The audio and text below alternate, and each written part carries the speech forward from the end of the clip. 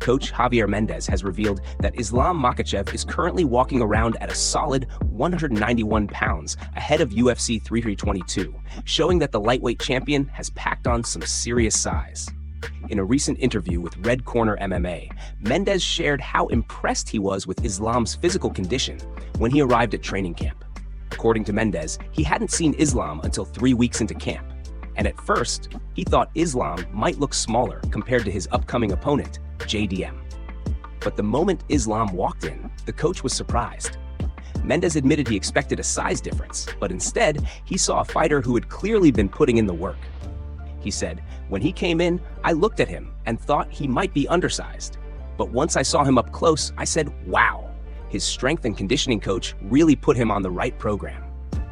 Mendez explained that Islam has been doing intense training, including running with a weighted vest, and it's paying off. The results have been clear, with Islam adding muscle and carrying the extra weight naturally. This has allowed him to build into a frame that doesn't look out of place against bigger opponents. The coach emphasized that Islam's current size places him right in the mix for welterweight. "I think Islam is about a solid 191 pounds right now," Mendez stated. "So, we're not going to have any issue if he decides to jump up in weight. He's definitely not a small welterweight, but at the same time, he's not a massive one either. He's an average-sized welterweight at this point." For Mendez, what stands out is not just the number on the scale, but how well the weight sits on Islam's frame. The champion hasn't bulked up recklessly. Instead, he has done it in a way that maintains his speed, endurance, and overall balance inside the octagon. The camp believes this version of Islam could be one of the most dangerous yet, as he enters UFC 322 stronger, bigger, and fully prepared to defend his title against top-level competition. And with that, let's get started with our first news. Moving on to another news, Arman is once again turning up the heat on Ilia, and this time, he did not hold back. In a recent interview with Alan Badv, Arman doubled down on his criticism of the featherweight champion, calling him out for what he believes is an attempt to avoid facing him. Arman has been vocal about wanting that fight, and now he's making it very clear how little he thinks of Ilia's skills. According to Arman, Ilia would not last against even the most inexperienced fighters in Dagestan or Chechnya. He went as far as saying that any amateur from those regions could finish Ilia inside a gym. That's not just trash talk. It's a direct dismissal of everything Ilia has accomplished so far inside the UFC. Arman's words carried extra weight because of where they come from. Dagestan and Chechnya are considered two of the toughest regions in the world when it comes to combat sports, producing elite-level fighters year after year. Arman didn't just criticize Ilia's fighting abilities. He also claimed that Ilia has been doing everything possible to avoid stepping into the cage with him. From Arman's perspective, Ilia knows the risk and would rather protect his position as champion than take on the challenge. Arman made it clear that he's ready and willing, but he believes Ilia is not built for that kind of fight. The lightweight contender stressed that he doesn't see Ilia as a real threat. Instead, he views him as someone who talks a big game, but won't actually deliver when faced with high-level competition. The statement that Ilia would get finished by amateurs was designed to sting, and it's certainly made noise across the MMA community. It's the type of bold talk that keeps pressure on Ilia, especially when fans start demanding answers about why the fight hasn't been made. For Arman, this isn't just about securing a fight, it's about proving a point. He wants to show that Ilia's reputation does not match reality, and he is more than willing to expose that in the octagon. The message is loud and clear. Arman believes Ilia is not on his level, not even close. Moving on to another news, tragedy has struck the family of former UFC champion Jon Jones. On Friday evening, it was confirmed that Jon's older brother, Arthur Jones, has passed away at the age of just 39. Arthur was not only Jon's brother, but also a Super Bowl champion in the NFL, and news of his death has left both the MMA and football communities in shock. His cause of death has not yet been revealed, and the details of how, when, or where he passed remain private. The Indianapolis Colts, one of Arthur's former teams, confirmed his passing in an official statement on Friday. The organization paid respect to the defensive lineman who played a huge role in their roster during his time there. Though they did not disclose the circumstances of his death, Their message reflected the sadness and heartbreak felt by everyone who knew Arthur. The MMA community immediately reacted to this devastating loss. Conor McGregor was one of the first to share his tribute, writing, "Very sad to hear this news. Arthur was a great man, a friendly giant. Godspeed, Arthur Jones." Dana White also honored Arthur with a photo on Instagram, remembering him with respect. The UFC released a public statement as well, saying, "The UFC is saddened to hear about the passing of Arthur Jones. Our thoughts go out to his family, friends, and loved ones." Fans and fighters alike expressed their condolences across social media, recognizing Arthur not only for his athletic achievements, but also for the impact he had as a person. Rampage Jackson, during a live stream, was visibly shocked when he heard the news. His reaction captured the disbelief many felt. Rampage said, "Jones's brother passed away. Arthur Jones? What, the older one? Oh, not Chandler, right? The older one? How did he pass away?" His confusion and sadness reflected the raw emotions being felt everywhere. Arthur's passing is not just a loss for the Jones family, but also for the sporting world. He was remembered as a hardworking athlete, a champion, and someone who carried himself with kindness off the field. Now, Jon Jones and his family are mourning the sudden loss of a beloved brother and father figure. At just 39, Arthur's life ended far too soon, leaving behind a legacy of perseverance, brotherhood, and championship glory. The news serves as a heartbreaking reminder of how fragile life can be, even for those who seemed larger than life. Arthur Jones will be deeply missed, and his memory will continue to live on in the hearts of his family, teammates, and fans. Moving on to another news, Conor McGregor has sent a very clear and very brutal message to Mike Perry ahead of BKFC 82. Perry is set to face Jeremy Stephens tomorrow night in a highly anticipated matchup, and Conor, who is heavily involved with BKFC, did not mince his words during the press conference. He told Perry straight up that if he loses this fight, he will cut him from the promotion. This fight is for the King of Violence world title, a belt currently held by Mike Perry, who has become one of the biggest stars in the bare-knuckle scene. Conor addressed him directly, saying, "We've got our King of Violence title on the line with the current champion, Michael Perry, making his return. This is a man who has paved the way in the sport, who rose up, made noise, and did incredible things. But then he made an error. He went a different way, and in my opinion, that was a big mistake." Conor explained that despite Perry's ups and downs, he believes this fight is the moment where Perry must prove himself again. People are underwriting him. He's got a big point to prove. And you know what's at stake, Michael? If you don't perform, you're gone. That's it. He made it crystal clear that if Perry doesn't deliver, there won't be any second chances. You can go back to those exhibition bouts, those misfit cards with the big gloves, and we will part ways. But I'm confident you'll show up, and I'm excited to see it. The message from Conor wasn't just a warning, it was also a reminder of what Perry represents for BKFC. As the King of Violence, he's the face of the promotion, the fighter that fans tune in to watch bleed, brawl, and entertain. But Conor wanted everyone to know that nothing in BKFC is guaranteed. Perry must prove his worth every time he steps into the ring. With Jeremy Stephens standing across from him, this is no easy fight. Stephens is a seasoned veteran, a dangerous striker with a reputation for delivering knockouts. For Perry, this is about more than defending a title. It's about keeping his place in the promotion and living up to the hype that Conor and the fans expect. Tomorrow night, the stakes couldn't be higher. Mike Perry is fighting not just for gold, but for his BKFC future. Moving on to another news, Belal Muhammad has sent a strong message to Garry ahead of their main event clash at UFC Qatar.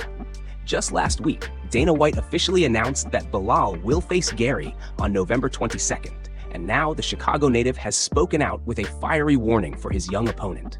Belal made it clear that this fight isn't just about another win. It's about proving that he is still the best welterweight in the world and working his way back to the title. In his message, Belal reminded Garry of all the begging and pleading he did to secure this matchup. "You begged, you pleaded, you tweeted, you made stupid videos, and we obliged," Belal said. "November 22nd, Garry, I'm going to see you in Qatar.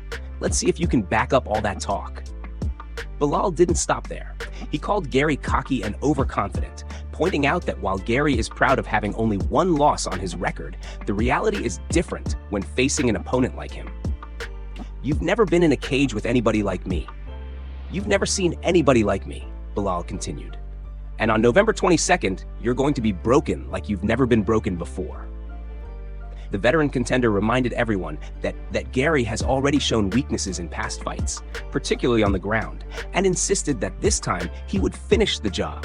When I'm in there with you, I'm going to beat you up. It's going to be a bad day, a bad night for you. For Belal, the fight carries even deeper meaning. He admitted that he's still haunted by his lone loss from years ago and refuses to let that feeling happen again. I just want to get this loss off my back.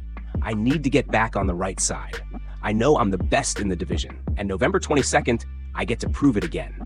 Belal also argued that this matchup with Garry should be considered a #1 contender fight. With the title fight already booked, he sees their clash as the biggest matchup in the welterweight division outside of the championship. All these other guys want to sit out and wait. Me and Garry are ready to fight. This makes the most sense. I haven't lost in 6 years, and I'm never going to feel that again. With his final words, Belal left no doubt about his intentions. Garry, you picked the wrong guy. You picked the wrong date. November 22nd, your future's not bright. See you soon, boy. Moving on to another news, Joe Rogan has once again sparked major debate in the MMA world by breaking down the hypothetical Jon Jones versus Tom Aspinall matchup. On a recent episode of his podcast, Rogan went straight to one of the biggest weaknesses in Jon's game, something that even his most loyal fans rarely talk about. According to Rogan, if Jon were to face Aspinall at heavyweight, the difference in speed and agility would be absolutely critical, and it's a gap that would likely favor Aspinall in a huge way. Rogan called Aspinall one of the most naturally gifted heavyweights in the sport today, pointing out his unique combination of size, movement, and power. He highlighted that Aspinall walks around as a true 250-pound heavyweight, and despite carrying that big frame, he moves with the speed and footwork of a much smaller fighter. That kind of athleticism is a nightmare for someone like Jones, Rogan said. Jon has never been the fastest guy in the cage. He's brilliant, he's crafty, but pure speed has never been his strongest attribute. What makes this matchup so intriguing, according to Rogan, is that Aspinall isn't just big and powerful, he's also nearly impossible to take down. That poses a massive challenge for Jon, who often relies on clinch work, wrestling, and creative grappling exchanges to control his opponents. With Aspinall's natural size, balance, and explosive counters, Rogan believes that Jon would have a very hard time imposing his will. He also added that Aspinall could never make 205, which means his heavyweight attributes, speed, strength, and explosiveness, are fully developed for that division alone. That's a stark contrast to Jon, who spent the majority of his career at light heavyweight before making the jump. Rogan suggested that this reality creates a unique puzzle that even a fighter as great as Jon may struggle to solve. The conversation has gained momentum again because of Jon's announcement that he's preparing for a comeback. There's growing talk of him pushing for a fight at the historic White House event, something he's been chasing heavily.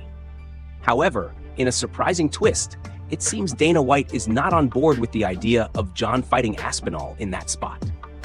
Dana appears hesitant about booking the matchup for the White House stage, though as always in MMA, things can change quickly. Rogan's breakdown has fueled excitement among fans, as it frames the fight not just as a clash of names, but as a battle of contrasting physical attributes. For Jon, it's the question of whether his fight IQ, creativity, and championship mentality could offset the raw speed and size advantage of a younger heavyweight like Aspinall. For Tom, it's the chance to prove that his rare athletic gifts make him a new kind of problem in the division, one that even the greatest of all time may not be able to overcome. With plenty of time before the White House event, speculation will only continue to build. One thing is for sure, if this fight ever does happen, it could go down as one of the most fascinating stylistic matchups in UFC history. Moving on to another news, Rampage Jackson lost his cool during a live stream when a fan brought up his son Raja. The moment quickly turned heated, with Rampage making it clear that the topic was completely off limits. As the fan pressed the subject, Rampage snapped, repeating over and over, "Get the fuck out of my face! Get the fuck out of my face! You're a weird ass! Get the fuck out of my face!" His frustration was obvious, and he didn't want to hear another word about it. A few minutes later, however, the same fan returned and tried to smooth things over. He apologized, explaining that he didn't realize how sensitive the subject was. Rampage, though still visibly upset, calmed down enough to listen. I didn't know you didn't like talking about your son, the fan said. Rampage responded firmly. No, it ain't that. He's my son. But I don't talk about it, bro. Think about it. Trying to put things into perspective, Rampage asked the fan, how old are you?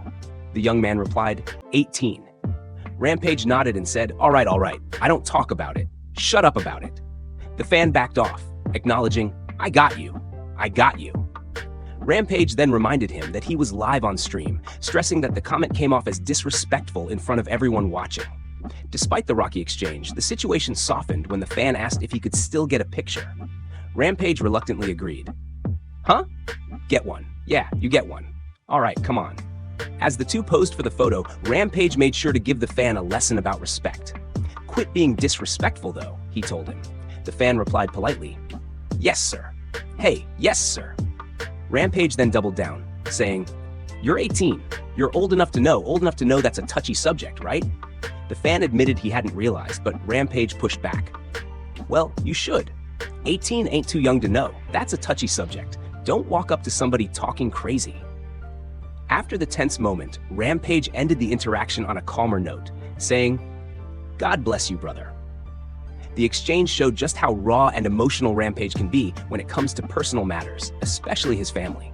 While things ended on a somewhat respectful note, it was clear that Raja is a subject Rampage wants to keep private, and crossing that line will always get a strong reaction.